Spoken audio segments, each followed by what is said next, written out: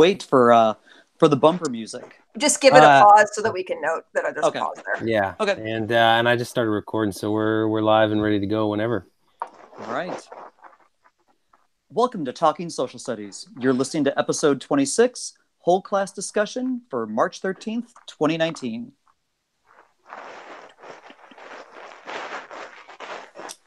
This is the podcast where we talk about social studies in education today.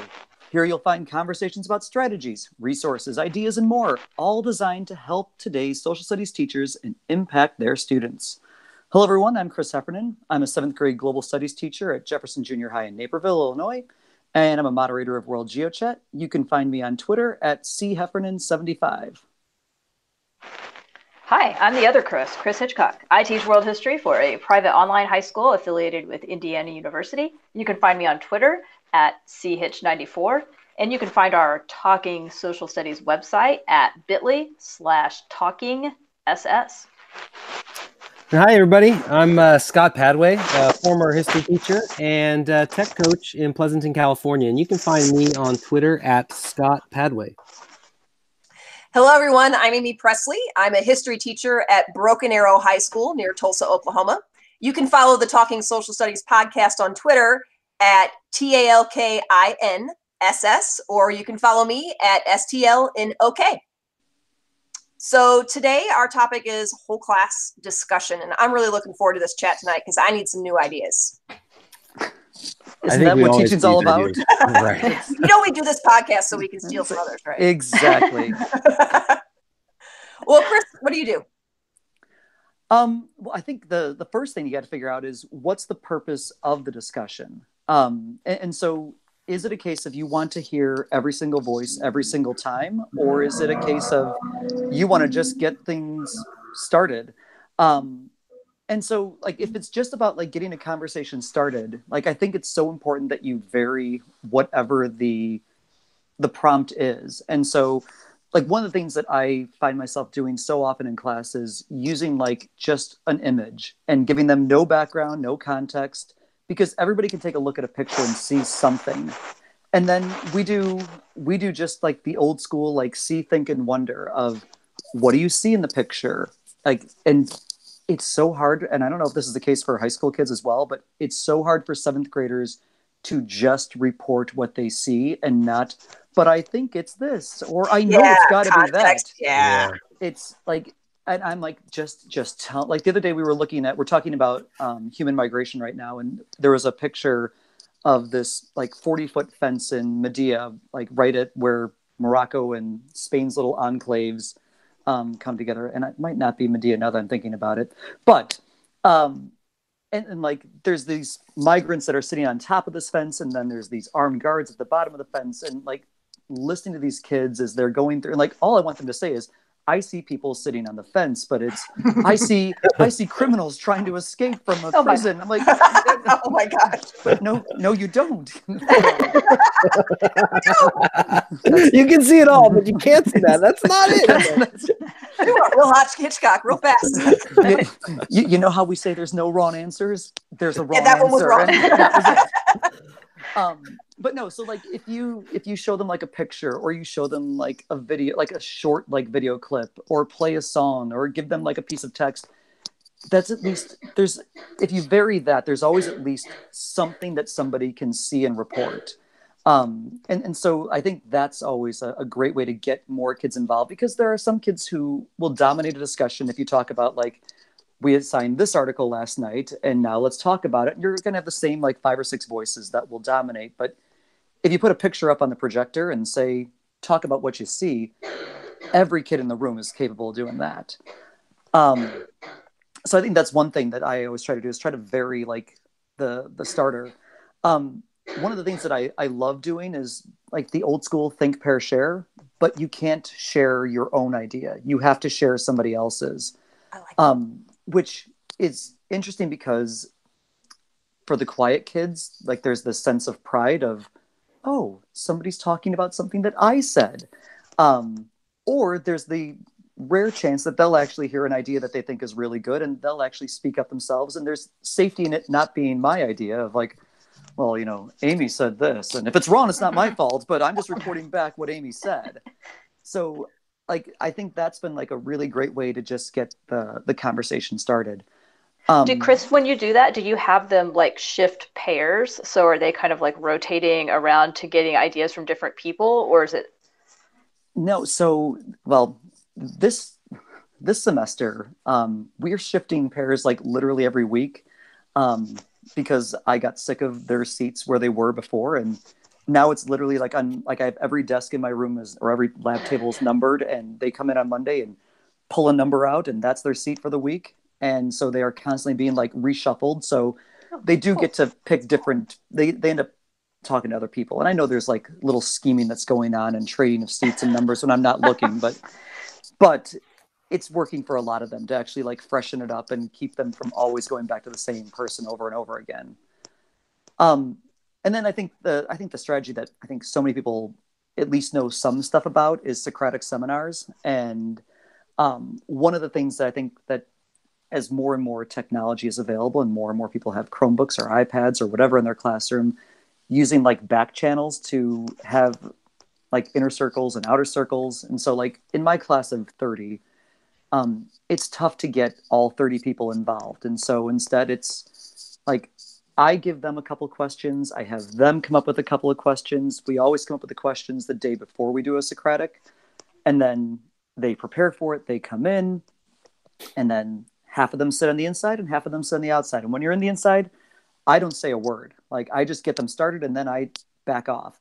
Um, and then they go ahead and they kind of run their own discussion. And the people on the outside, like the task that I've given to them is to basically like to kind of like be like the police of it, of like, if they see that somebody is talking too much, like write it down. If they see or like communicate it in that whatever that back channel is.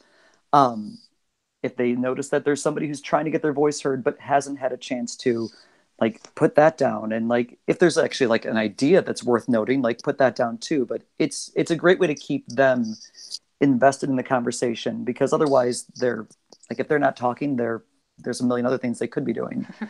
And a moment of silence for today's meet, which was the greatest back channel. Yeah, that was pretty cool. So there's a couple different, like I asked around in my building to figure out like, what do I do instead? And there's one that's called back channel chat, which apparently it looks a lot like today's meet, and it's free for a while, I think, but then it becomes less free. And then my buddy Ed Casey, who's from World GeoChat and he teaches across town from me, he uses Padlet. And I know that Padlet's no longer a free one, but Ed figured out that every old Padlet that you have is still out there somewhere. And so he began erasing Padlets from his students from like 5 years ago and like recycling them. And so like each kid has like their own little box that they're kind of like recording their ideas.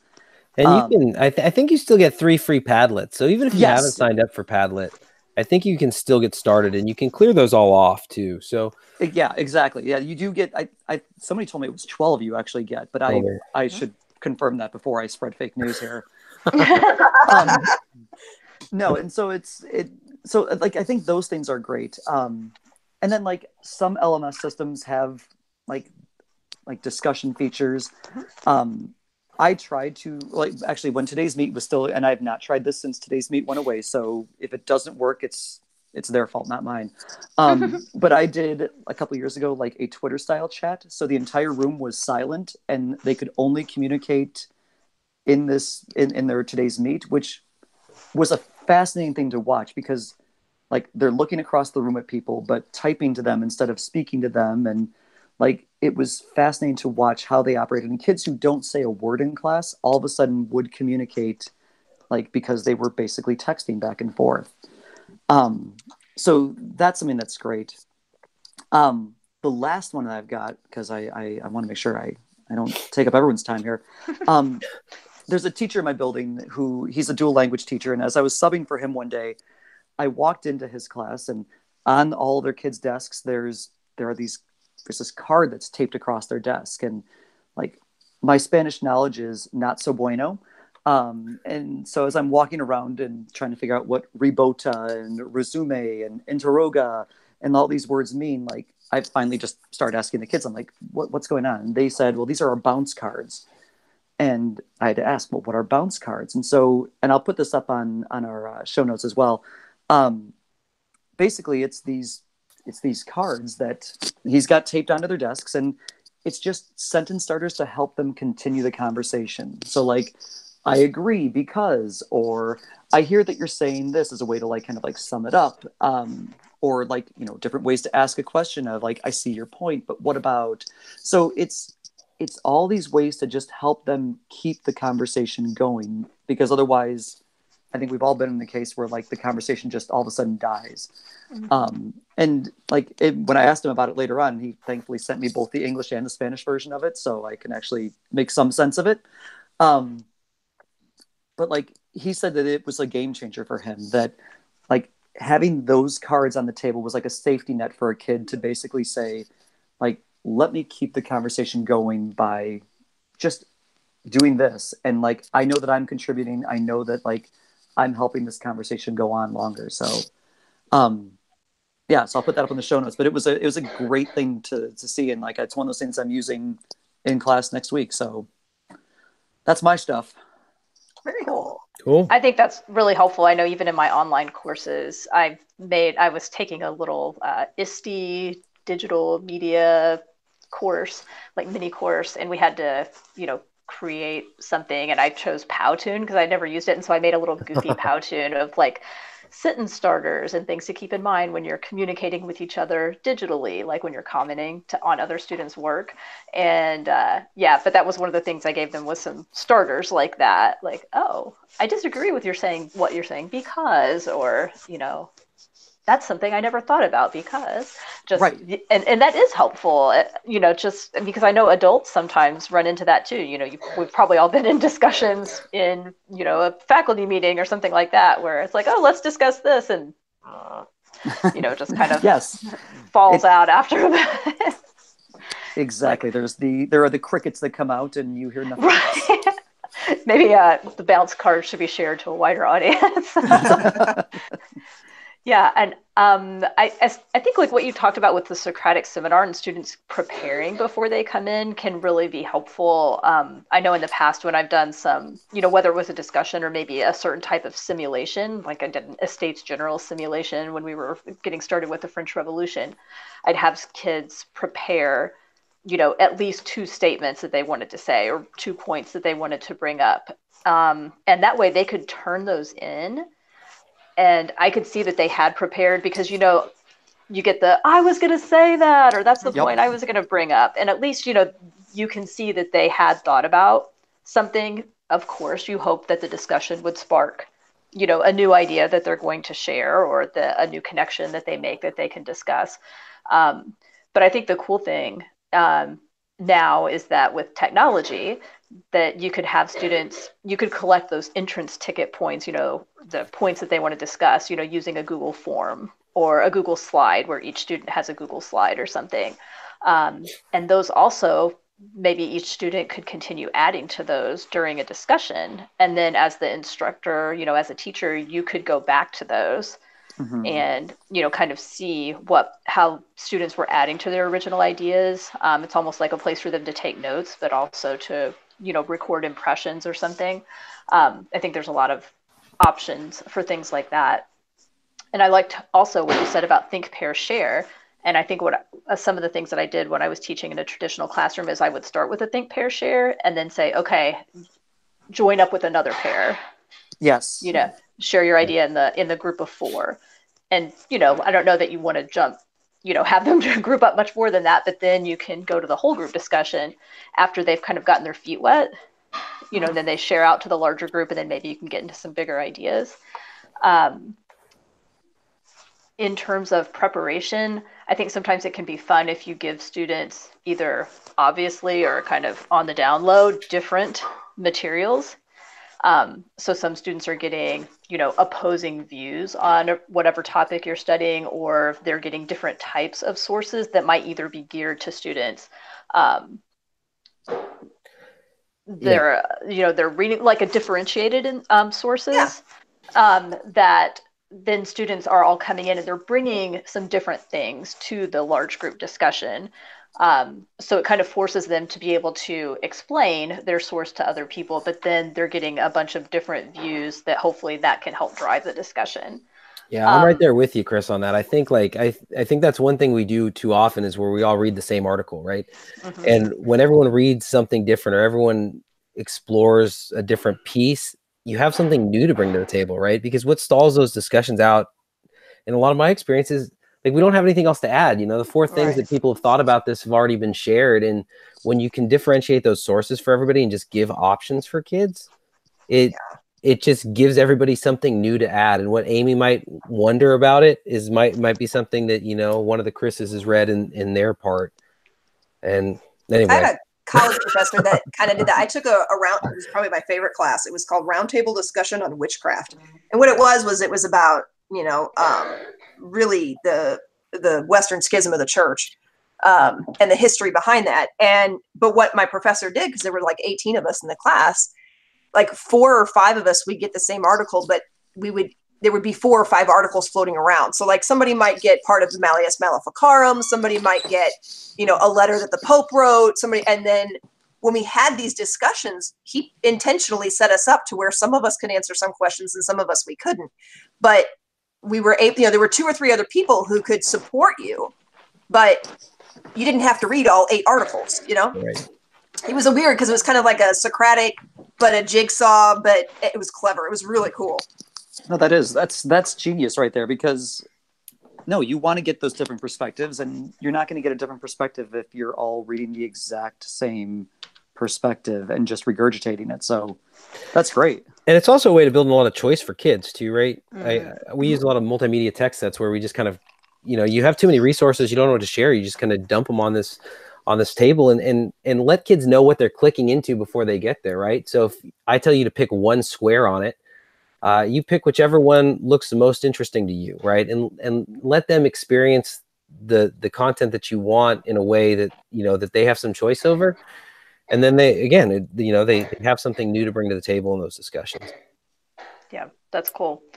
The last thing that I was going to bring up, and this is something that I did when I was in a traditional classroom and we were all working together at the same time, unlike my setting now, is at the beginning of the year, and then we would revisit this as necessary, ask the students, you know, what does a good large group discussion look like and sound like? You know, what should be happening? And then, you know, make changes to that as needed or as their skills develop. You know, where do you want to push them and that kind of thing. And it's nice because when you do that and you have those posted around the room, the students have buy-in, and they've been in good discussions and they've been in bad discussions, you know, especially by the time they're in high school. You know, usually you get good ideas. And then when they've kind of come up with the criteria themselves, they're more inclined to, you know, police each other, so to speak, and hold each other accountable to them. Nice. You know, and the accountability piece, I mean, I'm just going to ask the question out here, what you people do to hold the kids accountable on here. I hate the question. I get it all the time from teachers is, well, that's great, but how do I hold them accountable? And I think, you know, it feeds the beast, right? Because then we wonder why they are so point driven on everything that they do. But, you know, I guess it's a legitimate question, right? And I think that's where some of those digital collection pieces, I love the question feature in Google Classroom for that, just to collect, you know, whether you're doing a warm up like Chris number 1 was talking about, or, you know, you're collecting the actual thoughts, you know, like Chris number 2 was talking about. It's just a good way that they can post it, and, you know, you can give them access to edit their own responses. So if they post something that they don't like, they can change it, or you can ask them to reply to themselves, and you can allow the rest of the class to see it or not, depending on your purposes for it. And so for me in those warm up, you know, that's where I collect it. I want it. Just post it in classroom. You don't need to be able to see everybody else's, but now at least if you don't say anything during that discussion, I have some ideas. And the students who you want to encourage to come out and share with the class too, and you'll have seen a little bit of their thinking. And if they have something that you know that they have something to contribute because you can see it, it's a way to kind of help bring them in. But you know, the one thing I don't like about whole class discussions is it implies that there's really one person talking at a time. And when you're talking about classes of 35, like we need to create the opportunities to have many conversations going on simultaneously, right? Because even if I'm talking to a group of 6 or 8, you know, and splitting the class into groups of 4, like that's still a pretty large group discussion that you're having. And trying to just manage that as a teacher can sometimes be challenging, but I think you just have to be really purposeful in how you're choosing to structure those conversations. And so one of the things that I really love doing is using experts groups. And so I linked in the show notes just some Lincoln speeches. It's the lesson I've done, just in case there's anybody out here who might be teaching 8th grade U.S. history one day. But anyway, we got some of Lincoln's speeches, right? And the idea was just to kind of talk about his change over time from his first inaugural to his second inaugural, and his ideas about slavery and things like that. And what I did with that is, you know, everybody got one of those pieces, right? You got one of the 4, and you were in a group of 4. And I had some other things for you to work on at the same time. But the first part was to read your speech and just, you know, become really familiar with it. And then what I got to do was I got to pull all of the number 1s. All right, everybody who's got Lincoln's first inaugural, come with me. And so we went outside for a minute. Now I've only got 25% of the class. And so we can have a smaller group discussion here, just making sure that we're all experts on this topic, because tomorrow they were going to lead that discussion back with their smaller group of 4. And then you get to rotate through, right? So you grab the second group and you bring them over, and you become experts, the third group, the fourth group. And so now I've had conversations with everybody in like smaller groups of about 8. And then the next day they feel a little bit more empowered. And then you kind of also know the students who you may need to help out with a little bit. And you can kind of float around to those groups, but they kind of really become the experts and take ownership of that piece and lead those discussions with their classmates. Very cool. Yeah, that's a great idea. Well, I know for me, you were talking about the accountability piece, and you know, my kids are you know, in the process of graduating, and so they are so like GPA, where do I, you know, class rank driven. So they're so point motivated that it drives me crazy sometimes. But with the East Asia class, my classes can be bigger. They run mid-30s sometimes, depending on the group. I mean, they'll run my classes up to and beyond the cap. So you're right. It's hard to get. How do you get 35 kids to get a chance to say enough in 42 minutes for it to count? So when we do, I call them history versus Hollywood. So the first one we do is we talk about Mulan, because East Asian history. So we compare Disney to the traditional, like, 4th century tale. I just want to be in your class, Amy. Have I said that before? Yeah. I'll tell you what, today was pretty amazing. Today they are figuring out how to write their name in katakana in Japanese, the kind of foreign translation version, and there's no L. How do you do that? And most of it is about problems. I mean, they don't realize that, but that's really kind of the point of the lesson, is figuring how do you problem solve when you don't know the answer, which I know is a younger concept, but my kids are getting ready to take the SAT. Sneaky Presley is sneaking in. How do you problem? You know, and they laugh at me, and I'm like, what do we do? And they're like, oh, you sneaky. I got you. Is that like an actual nickname, Sneaky Presley? They haven't done that. But they will. I have a few other students who follow me on social media. They're in their 20s now, and like their mid 20s, and they'll be like, I still can't get over. How did you wrap that? I'm like, oh, I got you. But so what we'll do is we do the whole traditional Socratic big circle. But at the end of class, as soon as that bell rings, I have, in our LMS system, we use Canvas, I have a discussion board that opens, and it's open until class starts the next day. And the same discussion points come up at every history versus Hollywood discussion. We start off easy with Mulan, and then we move into 47 Ronin, and we go into a few others where they get progressively harder. But Mulan is so easy. It's a great entry one. And they talk about, you know, what did they keep the same? What did they change? Does it matter? That kind of stuff. So all of those things that we bring up in class, they can either choose to continue that conversation in the discussion board. They can have their entire conversation in the discussion board, or they can add to their discussion in the discussion board. So at the end of the day, I'm looking for, did you continue the conversation at least 3 times?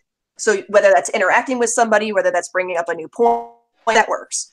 But it's great because then I have I had the digital tracking, and then in class, I'm sitting off to the side with my seating, like just my roster, and just doing hash marks when people are talking.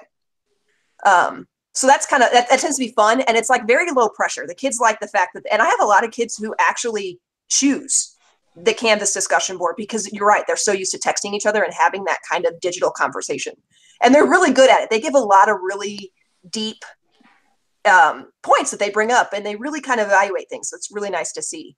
But I also, and I linked in the show notes, it's a 2-minute video on YouTube where a high school film class is discussing the camera angles of Harry Potter. So it's like, okay, all right. But the way that they're sitting, they're tossing a t-shirt, little squishy ball, the way in which they converse, my kids are like, okay, I got it. And Harry Potter, it's like so like low pressure, right? They all grew up with it. That's really cool. I like that one. And then we also, the other thing I do is called Chalk Talk, and I've linked the directions in the show notes as well. I totally completely stole it from the AP World History Teacher Facebook group, but there's no talking allowed. They have to talk in chalk. So what I do is I take the key concepts or the major learning targets, and I put one at a time in the middle of a piece of paper. I just really get out a Sharpie and write it down. Key concept 2.3, whatever. And then the kids basically draw a mind map where they can bring up what they know, what they have questions about. They answer each other. They ask another question. And so by the end of it, it looks like one of those like spider web things, mind maps. Mm-hmm. And for me, it's great because I can kind of evaluate where are the weak areas. They help each other. And then I can scan all those and put them in the files with the content of their Canvas class page. So they can use it as a review, which is, again, really cool. Because then I have that digital, and especially in my smaller classes, this is where it gets really tricky. I have like those like 24 color packs of like Sharpies. Mm-hmm. So each kid gets their own color. Yeah. And then on my roster, they just, write, check mark next to their name in their marker. So then I have, okay, is there a particular kid who's like way ahead? Is there a particular kid who just asks nothing but questions? So it's a really easy tool, and it's amazing for subplans when your kid's sick at 3 a.m. Because you know what I mean? It's not vital. Because you don't want that like movie day. Like you want your kids to keep going, but it's a great way to review in progress. And like with the AP class, they got to remember August and May. So I can pick any one. I honestly have a file folder on my desk that's basically a blank Chalk Talk for every unit. So I can just say, pull this one and put it out there. Which is like, it's great. And then I have all the, the kids each grab a marker and we're good to go. That's genius. Yeah. Well done. Super low tech, super low tech. Sharpies and copy paper, but it works. Well, we promised our readers we'd try to keep it under 30 minutes, and I'm showing 28. So dude, I'm thinking we gotta wrap this up. That we have a minute and a half left to talk. Well, that's plenty of time to hype up the next topic. What we're going to be talking about next time. And Chris, what is it we're talking about next time? Oh, drum roll. Well, Chris and Amy and Scott, it's going to be professional development. Which is really cool. I know some people like groan when they talk about professional development, but we all know like when the good stuff happens, it's awesome. So let's talk about what the good stuff is and how we make it happen. The problem is there's so much bad stuff out there in the way of any good stuff. But yes, we're gonna dive into it next time. Episode 27. Wow. Excellent. All right, folks. Until next time then. Exactly. See you next time. Take care. Bye-bye.